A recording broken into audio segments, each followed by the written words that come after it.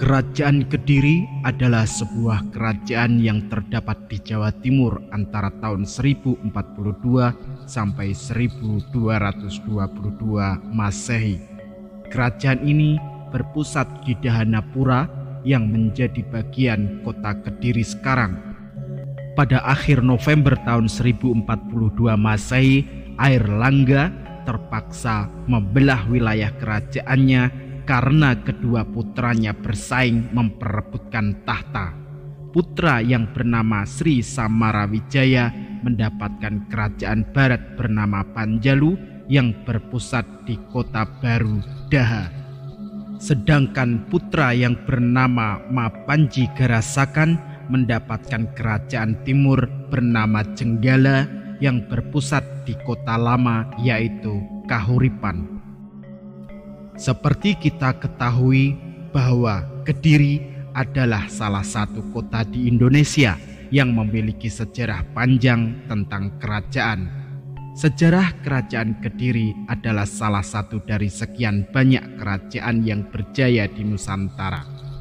Tak salah jika Kediri menjadi salah satu bahasan menarik bagi para pecinta sejarah untuk menggali berbagai informasi terkait sejarah kerajaan Kediri. Kejayaan kerajaan Kediri sendiri pada masa itu kemudian semakin kuat ketika ditemukan catatan dari kronik Cina yang bernama Chou Kui Fei pada tahun 1178 Masehi yang menyebutkan tentang negeri paling kaya di masa kerajaan Kediri yang dipimpin oleh Raja Sri Jayabaya. Sebesar apapun kejayaan sebuah kerajaan di Nusantara, pada akhirnya juga akan mengalami keruntuhan. Demikian halnya yang terjadi pada kerajaan Kediri. Meski pernah mengalami masa keemasan, akhirnya juga mengalami keruntuhan. Keruntuhan kerajaan Kediri ini mulai terjadi pada masa Raja Kertajaya yang kala itu banyak terjadi perpecahan di kalangan Brahmana. Pada puncaknya adalah ketika terjadi pertempuran antara kerajaan Kediri dengan Tumapel di desa Genter pada tahun 1222 Masehi. Pada saat itu, Ken Arok bisa mengalahkan Raja Kertajaya yang sekaligus juga merupakan penanda berakhirnya kerajaan Kediri.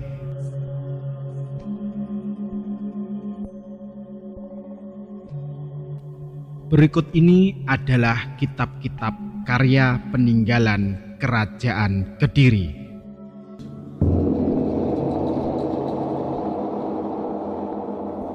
Kitab Arjuna Wiwaha.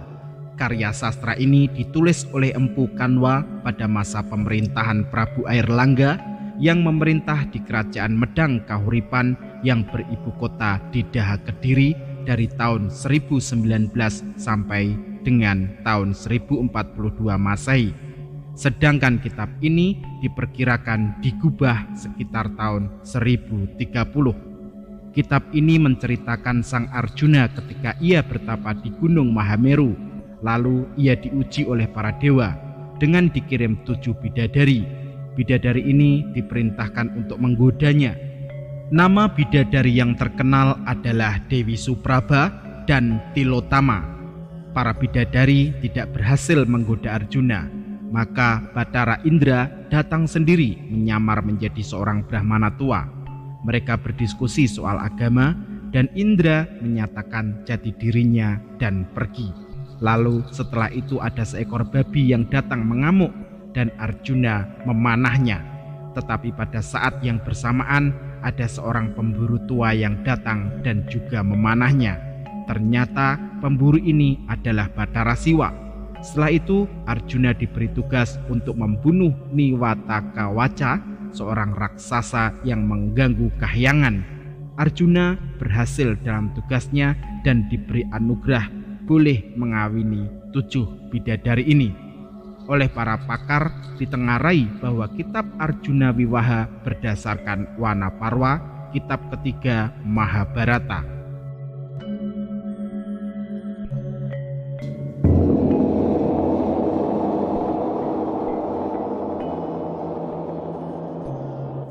Kitab Baratayuda, karya Empu Sedah dan Panuluh Kerajaan Kediri. Istilah Bharatayuddha berasal dari kata Bharatayuddha, yaitu judul sebuah naskah kitab berbahasa Jawa kuno yang ditulis pada tahun 1157 oleh Empu Sedah atas perintah Maharaja Jayabaya, Raja Kerajaan Kediri. Perang saudara 18 hari antara keluarga Pandawa dan Kurawa. Kitab ini menurut banyak ahli sejarah sebenarnya gambaran Kediri semasa perang saudara Panjalu dan Daha yang rebutan kekuasaan antara kakak adik yang terdapat pada prasasti Ngantang. Kisah kitab Bharatayuddha kemudian diadaptasi ke dalam bahasa Jawa Baru dengan judul Serat Bharatayuddha oleh Pujangga Yasadipura I pada zaman Kasunanan Surakarta. Di Yogyakarta, cerita Bharatayuddha ditulis ulang dengan judul Serat Purwakanda pada masa pemerintahan Sri Sultan Hamengkubuwono V. Penulisnya dimulai pada 29 Oktober 1847 hingga 30 Juli 1848.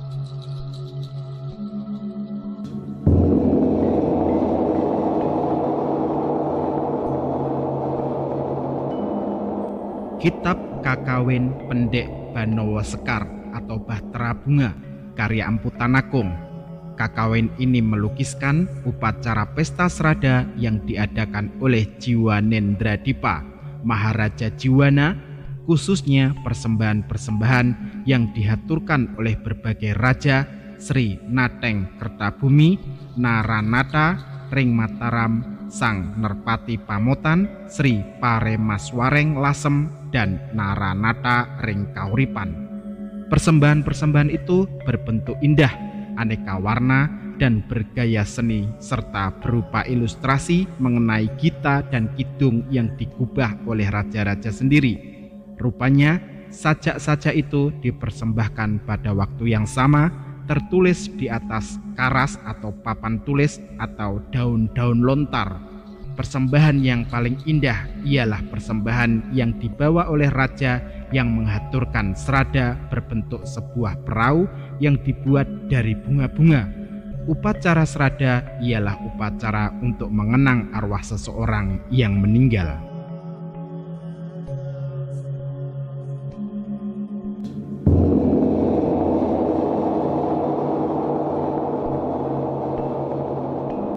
Kitab Kakawin Hariwangsa. Kakawin Hariwangsa adalah sebuah karya sastra Jawa kuno. Cerita yang dikisahkan dalam bentuk kakawin ini adalah cerita ketika Sang Prabu Kresna, titisan Bathara Wisnu, ingin menikah dengan Dewi Rukmini dari negeri Kundina, putri Prabu Bismaka. Rukmini adalah titisan Dewi Sri. Hariwangsa secara harafiah berarti silsilah atau garis keturunan Sang Hari atau Wisnu. Di India, Harivamsa dalam bahasa Sanskerta memang sebuah karya sastra mengenai Wisnu dan garis keturunannya, di mana cerita pernikahan Kresna dan Rukmini adalah sebuah bagian kecil daripadanya. Namun untuk kasus kita ini sebenarnya nama ini kurang cocok, karena kakawin ini hanya mencakup sebuah bagian kecil saja. Sang Kresna yang sedang berjalan-jalan di taman mendapat kunjungan Bathara Narada yang berkata kepadanya bahwa calon istrinya, seseorang yang merupakan titisan Dewi Sri, telah turun ke dunia di negeri Kundina. Sedangkan Kresna yang merupakan titisan Bathara Wisnu harus menikah dengannya. Titisan Dewi Sri bernama Dewi Rukmini dan merupakan putri Prabu Bismaka. Tetapi Prabu Jarasandha sudah berkehendak untuk mengawinkannya dengan Raja Cedi yang bernama Prabu Cedya. Maka Prabu Kresna ingin menculik Dewi Rukmini. Lalu pada saat malam sebelum pesta pernikahan dilaksanakan, Kresna datang ke Kundina dan membawa lari Rukmini. Sementara itu, para tamu dari negeri-negeri lain banyak yang sudah datang. Prabu Bismaka sangat murka dan beliau langsung berembuk dengan raja-raja lainnya yang sedang bertamu. Mereka takut untuk menghadapi Kresna karena terkenal sangat sakti. Kemudian Jarasandha memiliki sebuah siasat untuk memeranginya, yaitu dengan meminta tolong Yudhistira dan para Pandawa lainnya untuk membantu mereka. Kemudian utusan dikirim ke Prabu Yudhistira dan beliau menjadi sangat bingung. Di satu sisi adalah kewajiban seorang ksatria untuk melindungi dunia dan memerangi hal-hal yang buruk. Kresna adalah sahabat karib para Pandawa, namun perbuatannya adalah curang dan harus dihukum. Kemudian ia setuju. Namun Bima marah besar dan ingin membunuh utusan Jarasandha, tetapi dicegah Arjuna. Selang beberapa lama, mereka mendapat kunjungan duta Prabu Kresna yang meminta bantuan mereka. Namun karena sudah berjanji duluan, Yudhistira terpaksa menolak sembari menitipkan pesan kepada sang duta supaya Prabu Kresna hendaknya tak usah khawatir karena beliau sangat sakti. Kemudian para Pandawa 5 berangkat ke negeri Karawira, tempat Prabu Jarasandha berkuasa. Kemudian bersama para Korawa mereka menyerbu Dwarawati, negeri Prabu Kresna.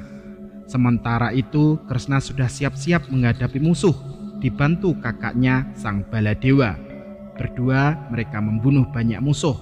Jarasandha, para Korawa, Bima, dan Nakula dan Sahadewa pun sudah tewas semua. Prabu Yudhistira dibius oleh Kresna, tidak bisa bergerak. Kemudian Kresna diperangi oleh Arjuna dan hampir saja beliau kalah. Maka turunlah Bathara Wisnu dari surga. Kresna sebagai titisan Wisnu juga berubah menjadi Wisnu. Sementara Arjuna yang juga merupakan titisan Wisnu berubah menjadi Wisnu. Yudhistira lalu siuman dan meminta Wisnu supaya menghidupkan kembali mereka yang telah tewas di medan peperangan. Wisnu pun setuju dan beliau pun menghujankan amerta. Lalu semua ksatria yang telah tewas hidup kembali, termasuk Jarasandha. Semuanya lalu datang ke pesta pernikahan Prabu Kresna di Dwarawati.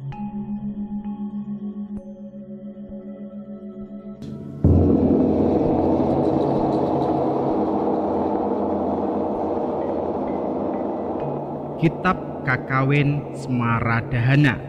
Kakawin Smaradahana adalah sebuah karya sastra Jawa kuno dalam bentuk kakawin yang menyampaikan kisah terbakarnya Bathara Kamajaya. Ketika Bathara Siwa pergi bertapa dalam indranya didatangi musuh raksasa dengan rajanya bernama Nila Rudraka. Demikian heningnya dalam tapa, Bathara Siwa seolah-olah lupa akan kehidupannya di kayangan. Supaya mengingatkan Bathara Siwa dan juga agar mau kembali ke kayangan, maka oleh para dewa diutuslah Bathara Kamajaya untuk menjemputnya. Berangkatlah sang Bathara untuk mengingatkan Bathara Siwa. Dicobanya dengan berbagai panah sakti dan termasuk panah bunga, tetapi Bathara Siwa tidak bergeming dalam tapanya. Akhirnya dilepaskannya panah Pancawisesa, yaitu hasrat mendengar yang merdu, hasrat mengenyam yang lezat, hasrat meraba yang halus, hasrat mencium yang harum, hasrat memandang yang serba indah. Akibat panah Pancawisesa tersebut, Bathara Siwa dalam sekejap rindu kepada permaisurinya Dewi Uma. Tetapi setelah diketahuinya bahwa hal tersebut atas perbuatan Bathara Kamajaya, maka ditetaplah Bathara Kamajaya melalui mata ketiganya yang berada di tengah-tengah dahi.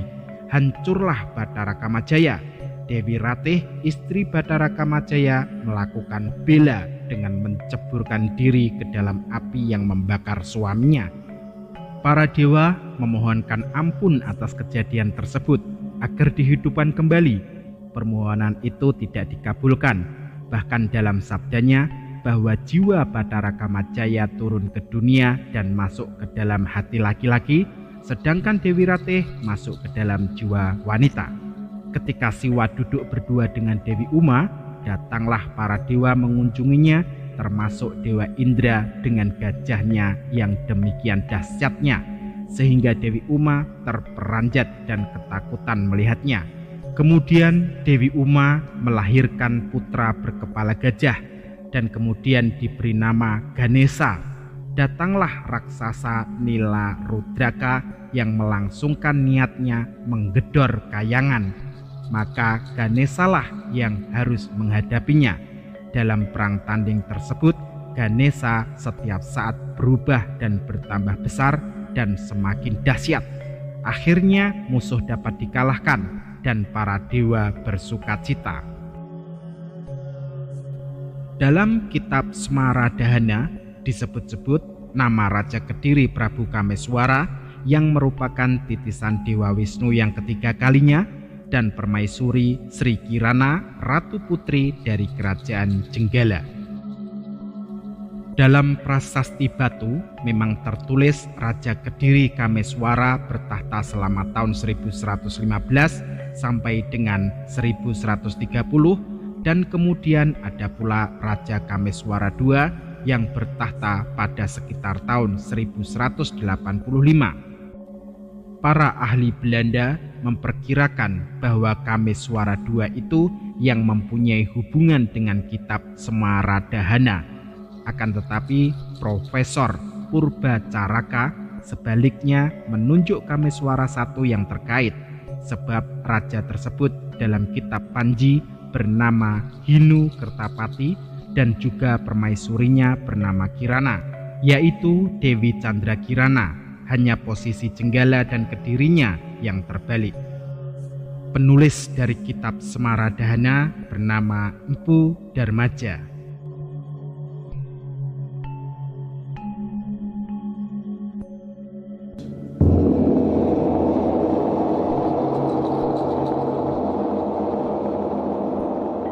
Kitab Kakawin Siwaratrikalpa. Kitab Kakawin Siwaratrikalpa adalah sebuah karya sastra yang ditulis dalam bahasa Jawa kuno. Dalam Kakawin ini diceritakan bagaimana seseorang yang berdosa besar sekalipun dapat mencapai surga. Di dalam cerita ini dikisahkan bagaimana Ludaka, seorang pemburu, sedang berburu di tengah hutan, tetapi sudah lama ia mencari-cari mangsa, tidak dapat. Padahal hari mulai malam. Maka supaya tidak diterkam dan menjadi mangsa binatang buas, ia lalu memanjat pohon dan berusaha supaya tidak jatuh tertidur. Untuk itu ia lalu memetiki daun-daun pohon dan dibuanginya ke bawah. Di bawah ada sebuah kolam. Kebetulan di tengah kolam ada sebuah lingga dan daun-daun berjatuhan di atas dan sekitar lingga tersebut. Lalu malam berubah menjadi siang dan ia pun turun dari pohon. Selang beberapa lama ia pun melupakan peristiwa ini dan kemudian meninggal dunia. Arwahnya lalu gentayangan di alam baka, tidak tahu mau kemana. Maka Dewa Maut Batara Yama melihatnya dan ingin mengambilnya ke neraka. Tetapi pada saat yang sama Batara Siwa melihatnya dan ingin bahwa pada suatu malam yang disebut malam Siwa, ia pergi dipuja dengan meletakkan dedaun di atas lingga, simbolnya di bumi. Lalu pasukan Yama berperang dengan pasukan Siwa yang ingin mengambilnya ke surga. Siwa pun menang dan Ludaka dibawanya ke surga. Kakawin ini ditulis oleh Empu Tanakung pada paruh kedua abad ke-15.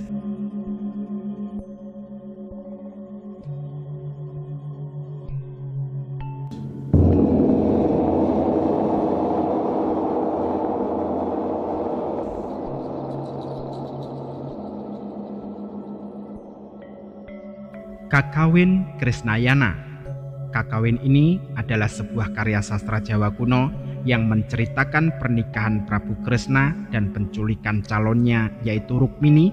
Singkatnya ceritanya adalah sebagai berikut. Krisnayana secara harafiah berarti perjalanan Kresna. Maksudnya perjalanannya ke negeri Kundina, tempat sang Rukmini. Dewi Rukmini, putri Prabu Bismaka di negeri Kundina, sudah dijodohkan dengan Suniti, raja negeri Cendi. Tetapi Ibu Rukmini, Dewi Pertikurti, lebih suka jika putrinya menikah dengan Kresna. Maka karena hari besar sudah hampir tiba, lalu Suniti dan Jarasandha, pamannya, sama-sama datang di Kundina. Pertukirti dan Rukmini diam-diam memberitahu Kresna supaya datang secepatnya. Kemudian Rukmini dan Kresna diam-diam melarikan diri.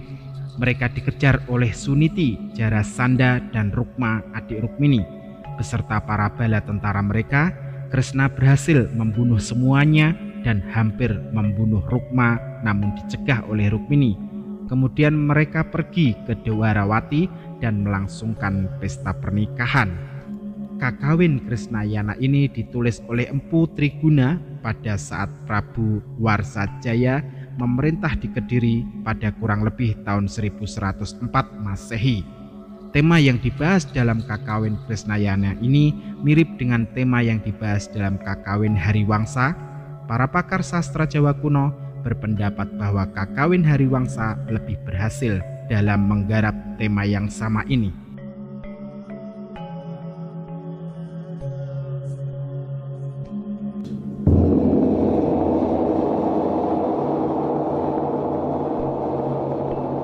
Kitab Kakawin Bomantaka, penulisnya tidak diketahui. Kisah cerita peperangan antara Prabu Kresna dan sang raksasa Boma.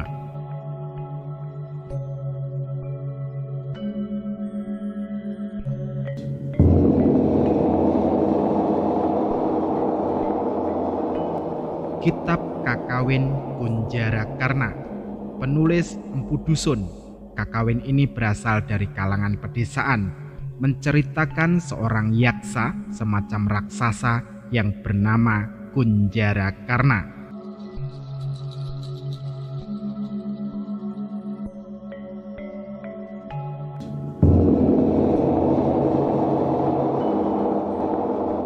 Kitab Kakawin Gatotkacaseraya, penulisnya Empu Panuluh. Perkawinan Abimanyu putra Arjuna dengan Siti Sundari atas bantuan Gatotkaca putra Bima, ditulis pada zaman Raja Jayabaya.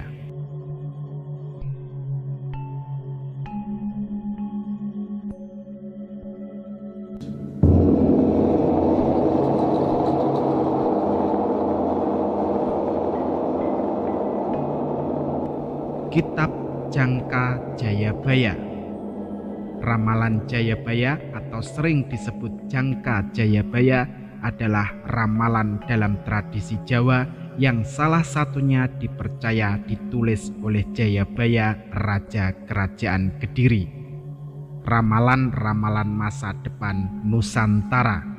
Ramalan ini dikenal pada khususnya di kalangan masyarakat Jawa yang dilestarikan secara turun-temurun oleh para bujangga.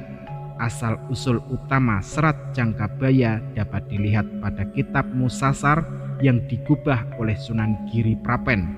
Sekalipun banyak keraguan keasliannya, tapi sangat jelas bunyi bait pertama kitab Musasar yang menuliskan bahwasanya Jayabayalah yang membuat ramalan-ramalan tersebut.